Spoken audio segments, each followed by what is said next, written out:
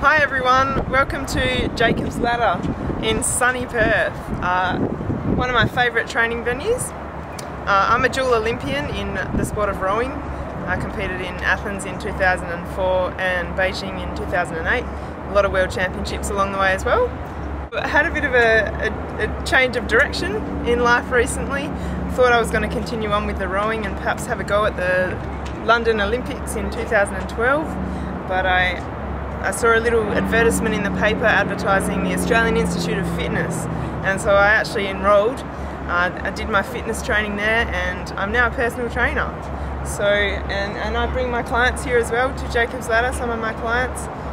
It's a great spot, it's very challenging, but there's no excuse not to train. It's free to use, it's accessible in the heart of Perth, and challenging for everyone. So I recommend everyone, if you haven't checked out Jacob's Ladder, then you must come along and try it. Excellent. So Amber, what was your highest achievement? Bronze medal at the 2004 Olympics was my highest achievement, along with a World Championship in 2003 in the women's quad scull.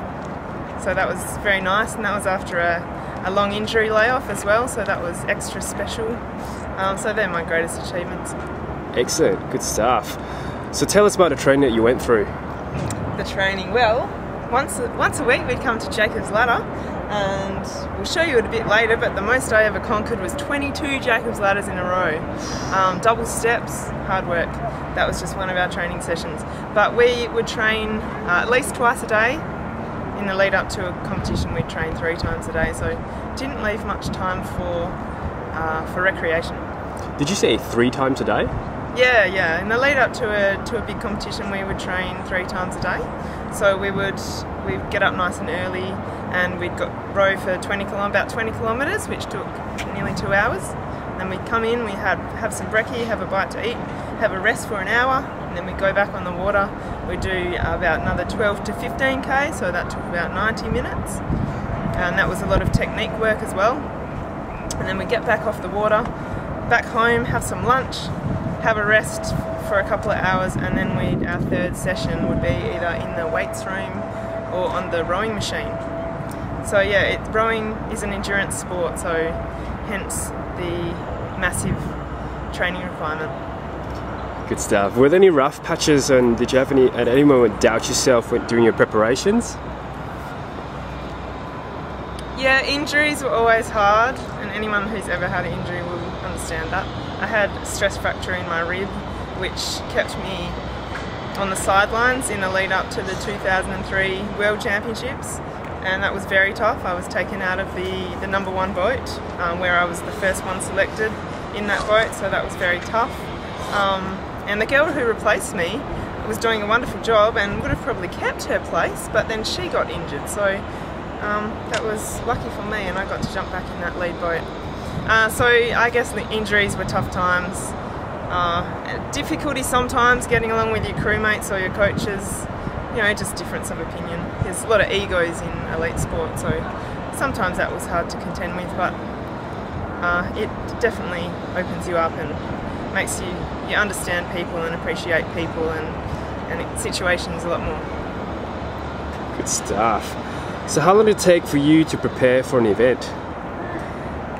Yeah, rowing is, as I said, an endurance sport, a very tough sport, and living in Australia, and specifically Western Australia, there weren't very many competitions. So we'd train 11 months of the year and get to race a couple of times. So most of for a good 14 years of my life, the majority of that time was spent long distance training. So I really don't know how I did it all that time. Excellent. Do you think anyone could have done what you went through? Oh yeah, plenty of people are still doing it, but it's like anything in life. I think you just have to have so much passion for what you're doing. If you have passion, you jump out of bed in the morning, not always, but hopefully most of the time, jump out of bed in the morning, put on a brave face and get to it, because you know what the goal is at the end, and so it's definitely much easier to get out of bed each morning and do the hard yards when you can see yourself getting closer to reaching that goal. Excellent. So you have any top tips for our viewers? top tips. Well, look, it's a beautiful day. Spring has just sprung. That means only 3 months till summer. So just get out there. There's no excuses. I don't buy it when people say they don't have enough time to exercise.